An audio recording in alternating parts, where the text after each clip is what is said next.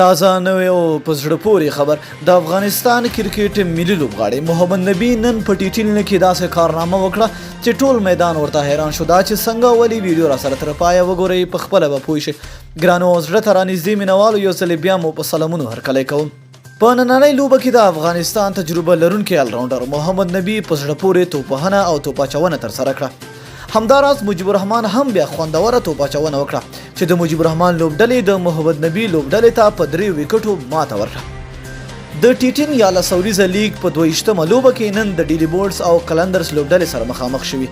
په پیل کې پچا ډیلی بورډز لوبډلې وګټله او لومړی د توپوهنې پریکړه وکړه ډیلی بورډز په ټاکلو لسورونو کې د 8 لوبغاړو په سزیدو 98 منډې وکړې او د کلندرز لوبډلې ته د 99 منډو هدف وټاکه محمد نبي د 4 شپږیزو او 3 څلوریزو پر مټ په 21 توپونو 48 منډې وکړې او بل کوم توپوهونکی ونه توانېده چې ښه توپوهنه ترسره کړي د کلندرز لوبډلې له لوري مجيب الرحمن جارج کارټون لاهیرو کمارا دوه د لوبغاړي وسوځول